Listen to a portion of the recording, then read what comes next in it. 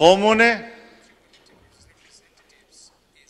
اپنے اجتماعی معاملات میں، مملکتی امور میں صاحب الرائے لوگوں پر مشتمل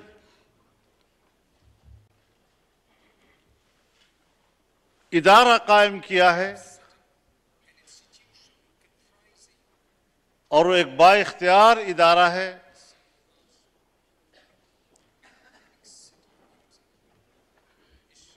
جناب رسول اللہ صلی اللہ علیہ وسلم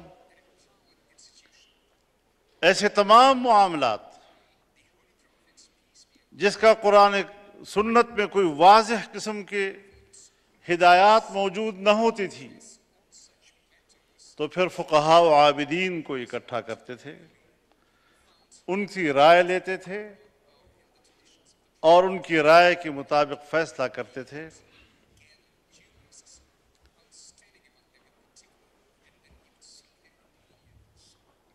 غزوہ احد کے موقع پر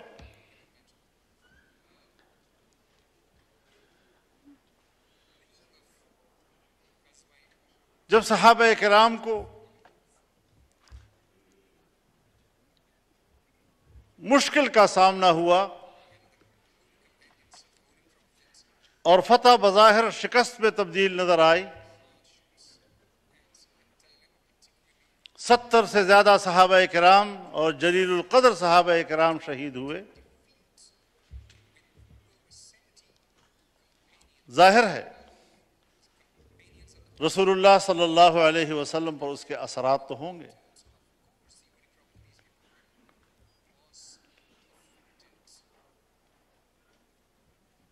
باوجود اس کرب کے، باوجود اس ناگواری کے، اللہ رب العزت نے آپ سے صحابہ کرام کی سفارش کی۔ فَبِمَا رَحْمَةٍ مِّنَ اللَّهِ لِنْتَ لَهُمْ وَلَوْ كُنْتَ فَظًّا غَلِيظَ الْقَلْبِ لَانفَضُّوا مِنْ حَوْلِكَ۔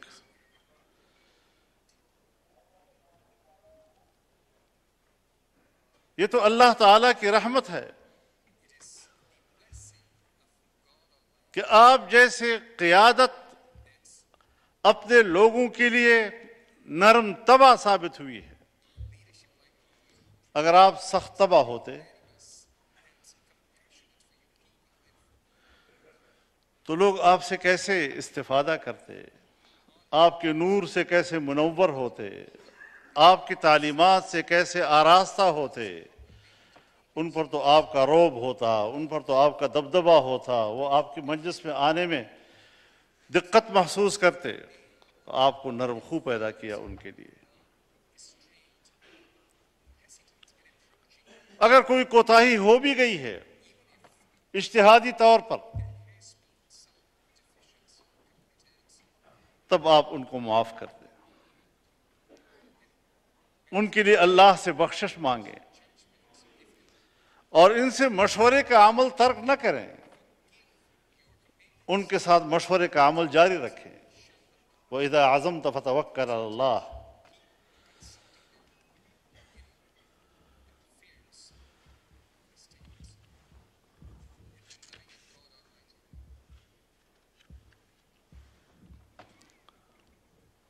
اور جب آپ نے کسی فیصلے پر پہنچ گئے اور عزم کیا، اب اللہ پہ توکل کرو۔ حضرت علی رضی اللہ تعالیٰ عنہ کی روایت ہے کہ آپ سے پوچھا گیا، یا رسول اللہ عزم کس کو کہتے ہیں؟ تو آپ نے فرمایا، مشاورۃ اہل العلم و اتباع۔ اہل علم لوگوں سے مشورہ کرنا، اور پھر جب فیصلہ ہو جائے تو پھر اس کی تابعداری کرنا، اس کی پیروی کریں۔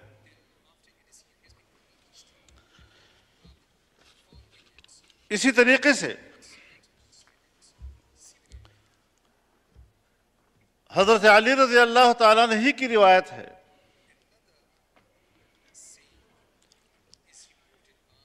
جب آپ سے پوچھا گیا، یا رسول اللہ اگر ہم قرآن و سنت میں کچھ نہ پائیں تو ایسی صورت میں کوئی مسئلہ درپیش ہو جائے تو ہم کیا کریں گے؟ آپ نے فرمایا صلی اللہ علیہ وسلم، فقہا اور عابدین کو اکٹھا کرو، ان سے مشورہ کرو، وَلَا تَمْضُوا فِيهِ رَأْيَ خَاصَّةً، اور کسی ایک شخص کی رائے پر مت چلا کرو، اس پر حکم نہ دیا کرو۔ لفظ فقیہ استعمال ہوا ہے اور لفظ عابد استعمال ہوا ہے، یعنی وہ سمجھدار بھی ہو اور صاحب الرائے ہو اور پھر اللہ کی بندگی بھی کرتا ہو۔ اس تصور کے ساتھ اسلامی جمہوریہ پاکستان کے پارلیمان کو مجلس شورا قرار دیا گیا ہے۔ دنیا کے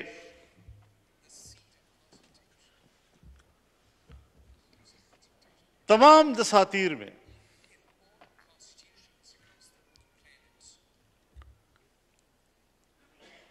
اداروں کے اندر تقسیم کار کا نظام موجود ہے۔ پاکستان کا آئین بھی اداروں کے اندر اختیارات کی تقسیم کرتا ہے۔ بنیادی طور پر ہم نے اداروں کو 3 حصوں میں تقسیم کیا ہے: مقننہ، عدلیہ اور انتظامیہ۔ ہر ایک کا اپنا ایک دائرہ کار ہے، ہر ایک کا اپنا ایک دائرہ اختیار ہے۔ پارلیمان قانون بناتا ہے، قانون میں ترمیم کرتا ہے، آئین میں ترمیم کرتا ہے، اور ظاہر ہے کہ آئین اور قانون جب پارلیمنٹ کی تخلیق ہے تو آئین و قانون بنانے والا ادارہ سمجھ میں آتا ہے کہ وہ پھر سب سے زیادہ طاقتور ہوگا۔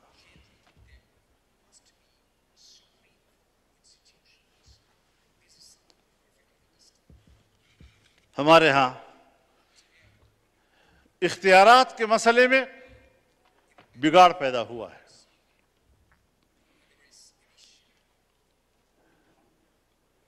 ہمارے ادارے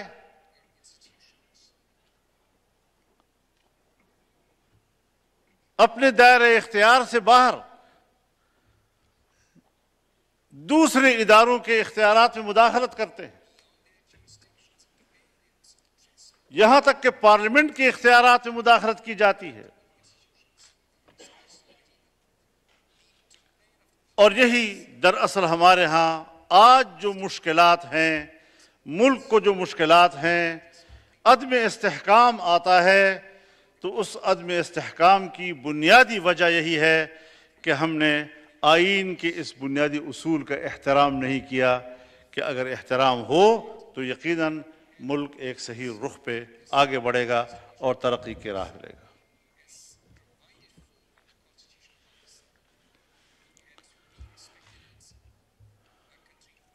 اگر آئین کا کوئی آرٹیکل، کوئی قانون کا کوئی شق اگر مبہم ہے تو ایسی صورت میں ہم ضرور عدلیہ کی طرف رجوع کرتے ہیں اور عدلیہ اس کی تشریح کرتی ہے، لیکن ہم جب اپنی ماضی پر ایک سرسری نظر ڈالتے ہیں تو ہمیں قانون اور آئین کے مبہم حصوں کی تشریح کم نظر آتی ہے اور اپنے مفہوم میں بڑی واضح شقیں اور آئین کے آرٹیکلز اس حوالے سے ہماری عدلیہ جو چاہے اس کی تشریح کر دیتی ہے. میرا تو یہ جو میں سمجھا ہوں اس پارلیمان سے آج تک وہ یہی ہے کہ اگر ایک مبہم شق بھی عدالت میں جائے گی تو عدالت کا کام نہیں کہ وہاں سے قانون جاری کرے، بلکہ اگر ابہام ہے تو اس کی نشاندہی کر کے پارلیمان کے پاس بھیجے کہ آپ یہاں پر چیزیں مبہم ہیں، اس کو قانون سازی کے ذریعے واضح کر دیں.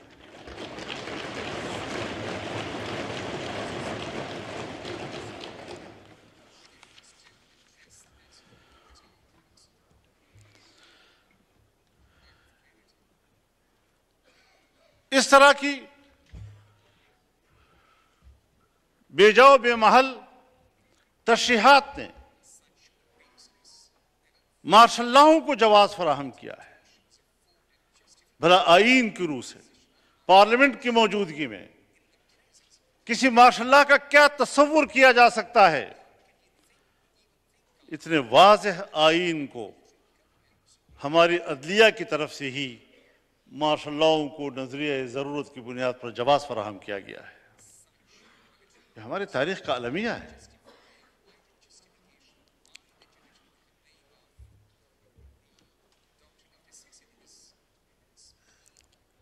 اس حوالے سے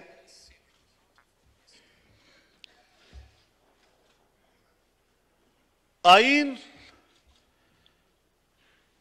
پورے ملک کے تمام صوبوں کے اندر رہنے والے لوگ، ہر صوبے میں رہنے والے لوگوں کی اپنی اپنی قومیت، یہ ان سب کے درمیان ایک میثاق ملی ہے. پاکستان کے ساتھ پاکستان کے ہر شہری کی جو کمٹمنٹ ہے وہ اس آئین کی وساطت سے ہے. اگر آئین بیچ میں نہ رہا تو کوئی شخص ایک دوسرے کے لیے پابند نہیں ہے. ضروری ہے کہ اس آئین کو تحفظ دیا جائے.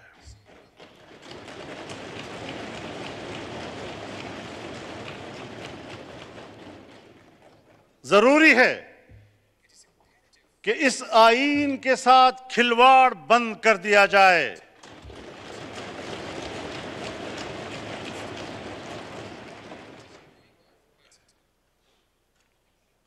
ہمیں من حیث القوم اس میثاق ملی کو رہنما سمجھتے ہوئے آگے بڑھنے دیا جائے. قومیں ترقی کر رہی ہیں، اقتصادی طور پر مضبوط اور مستحکم ہو رہی ہیں، نئی نئی ایجادات میں آگے بڑھ رہی ہیں، سائنسی ترقی ہو رہی ہے، ستاروں پہ کمند ڈالے جا رہے ہیں، فضاؤں کو مسخر کیا جا رہا ہے، زمین کے تہ تک پہنچا جاتا ہے، اور انسانیت کے فائدے کے لیے وہاں سے اللہ کے دیے ہوئے ذخائر قوموں کے مفاد میں استعمال ہوتے ہیں. لیکن ہم ہیں کہ آج بھی ہمارے ہاں ہمارا نظام بیرونی قوتوں کے ہاتھ میں ہے.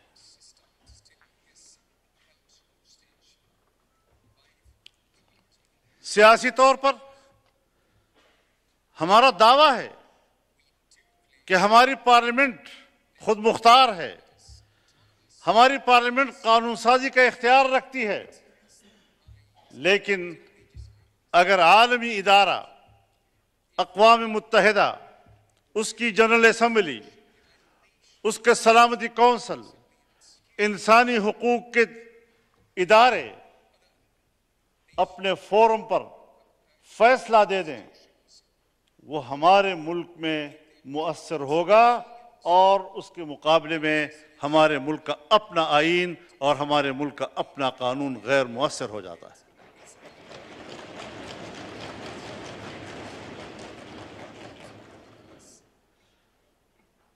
اس کے لیے طاقتور ملک بننے کی ضرورت ہے۔ سیاست ہو، حکومت ہو، مملکت ہو، اگر دنیا کے ساتھ مل کر چلنا ہے تو طاقتور بن کر چلنا ہے۔ کمزور ملک ہمیشہ غلام ہوا کرتا ہے، وہ دنیا کے ساتھ قدم سے قدم ملا کر آگے نہیں بڑھ سکتا۔ اقتصادی لحاظ سے ہمارے فیصلے FATF کرتا ہے، ہمارے فیصلے IMF کرتا ہے، ہماری معیشت، ہمارے قرضے World Bank, Asian Bank, Paris group, London group, ان پر ہمارا انحصار ہوتا ہے۔ کہیں سے کوئی قرضہ ملے گا، کہیں سے کوئی بھیک ملے گی تو ہم اپنے ملک کو چلائیں گے۔ میں سمجھتا ہوں کہ اقتصادی لحاظ سے بھی بین الاقوامی ادارے ہمیں کنٹرول کر رہے ہیں اور ہمیں اپنے اداروں پر کوئی اختیار نہیں ہوتا۔ آج ہم اپنا بجٹ خود بنانے کی پوزیشن میں نہیں ہیں۔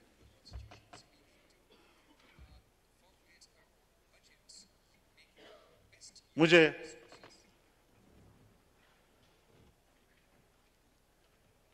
اللہ کا شکر ادا کرنا چاہیے۔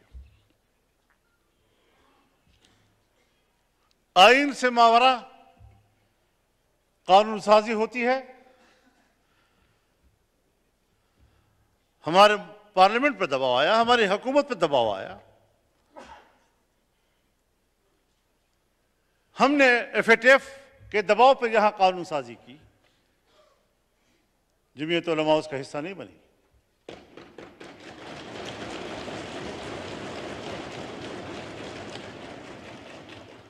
ہم نے IMF کے دباؤ پر یہاں قانون سازی کی، جمعیت علماء اس کا حصہ نہیں بنی۔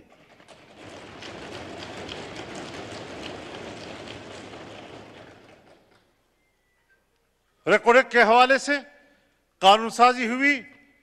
میرا خیال یہ ہے کہ ہم نے 18ویں ترمیم کے ذریعے صوبوں کو دی ہوئی اختیار اس پر کلہاڑا مارا، لیکن الحمدللہ ہم اپنے موقف پہ ڈٹے رہے۔ صوبے کے حق پر ہم نے سودا کرنے کے لیے تیار نہیں۔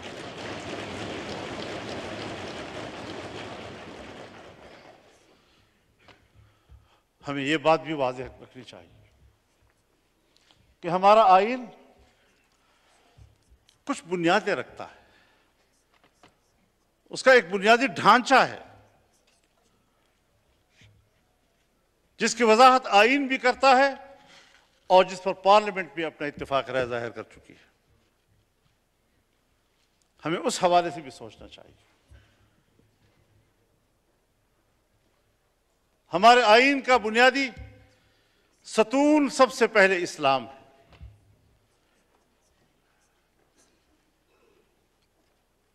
اور آئین کہتا ہے کہ حاکمیت اعلیٰ اللہ رب العالمین کی ہوگی اور اسلام پاکستان کا مملکتی مذہب ہوگا۔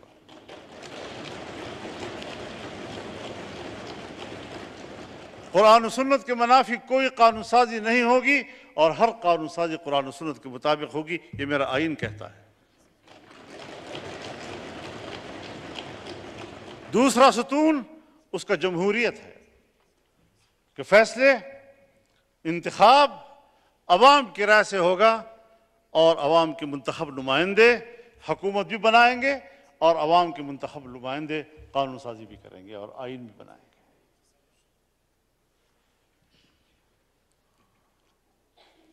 تیسرا ستون اس ملک کا پارلیمانی نظام ہے۔ پارلیمانی نظام کا معنی کہ پارلیمانی نظام کے علاوہ صدارتی نظام ہو، کوئی اور عنوان ہو، وہ پاکستان میں نہیں چلے گا۔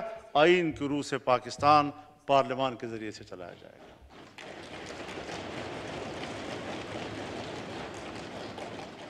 اور یہ کہ پاکستان کا ایک وفاقی نظام ہوگا، ایک وفاق کے تحت وحدتیں ہوں گی جنہیں ہم صوبہ کہتے ہیں، اور صوبوں کے اپنے اختیارات ہونے چاہیے۔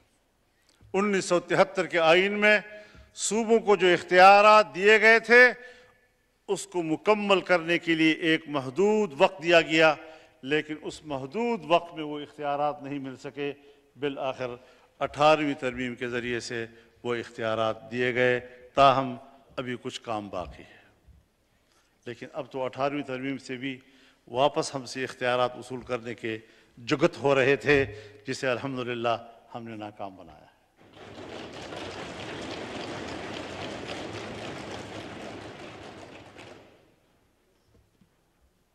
میں سوچتا ہوں آئین کے تقاضوں کو پورا کیا جائے۔ اگر صوبوں کو حقوق نہیں دیے گئے، اس میں تاخیر کی گئی، یہ بھی آئین کے تقاضے کی نفی کی گئی، جس کا نقصان ہوا۔ صوبوں میں اضطراب بڑھتا چلا گیا، چھوٹے صوبے محکومیت اور محرومیت کے نعرے لگانے لگے۔ ہمیں اس حوالے سے بھی دیکھنا ہوگا کہ 1973 میں بنایا گیا یہ آئین، اور اسی وقت اسلامی نظریاتی کونسل کا قیام، اور آج تک اسلامی نظریاتی کونسل کے تمام سفارشات قرآن و سنت کے مطابق موجود، غیر متنازع اتفاق رائے کے ساتھ، لیکن سن 73 سے لے کر اب تک ایک قانون سازی بھی ان سفارشات کی بنیاد پر نہیں ہو سکی ہے۔ تو ظاہر ہے جب مایوسیاں بڑھیں گی اور لوگ جمہوریت کا راستہ چھوڑیں گے اور احتجاج کی طرف جائیں گے اور جمہوریت کو کفر کہیں گے اور بندوق اور اسلحے کی طرف جائیں گے، تو جو پاکستان کے علماء کرام، مذہبی طبقے، تمام مکاتب فکر پاکستان کے ساتھ کمیٹڈ ہیں، آئین کے ساتھ کمیٹڈ ہیں، جمہوریت کے ساتھ کمیٹڈ ہیں، کیا اس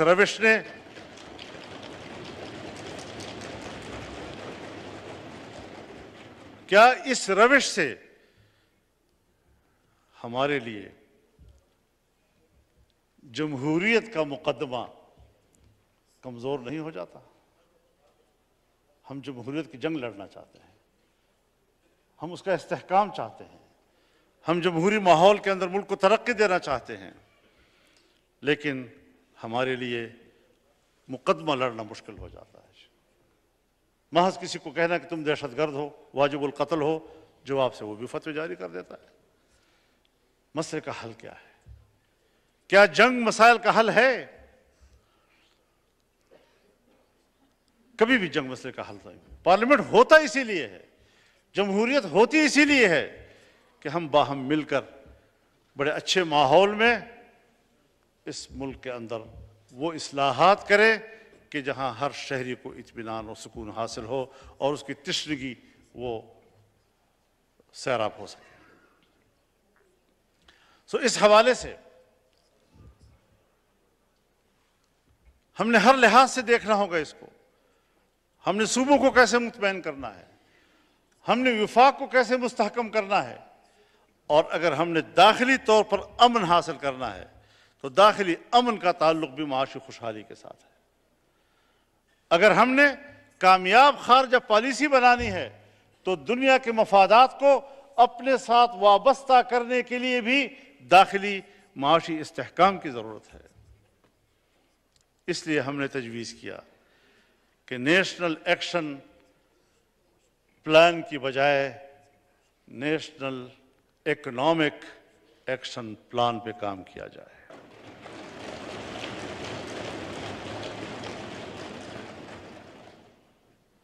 ہماری سوچ مثبت ہے اور ہم اس مثبت سوچ کے ساتھ تمام دوستوں کو لے کر آگے چلنا چاہتے ہیں۔ ایک مضبوط قسم کی جمہوریت ہونی چاہیے، دھاندلیوں والی جمہوریت ہمیں نہیں چاہیے۔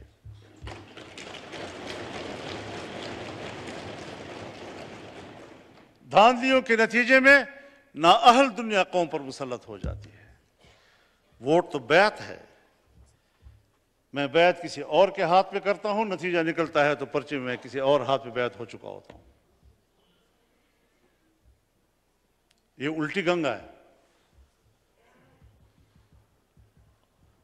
اور میں موروثی صورتحال پر آج زیادہ گفتگو نہیں کرنا چاہتا، یہاں پر باہر کے مہمان بھی بیٹھے ہوئے ہیں، لیکن اتنا ایک بات آخر میں ضرور کہنا چاہتا ہوں کہ جو واقعات کل سے رونما ہو رہے ہیں اور ہم ان کا مشاہدہ کر رہے ہیں، اسی لیے ہم نے کہا تھا کہ ان لوگوں کے ساتھ بیٹھ کر مذاکرات کا کوئی فائدہ نہیں.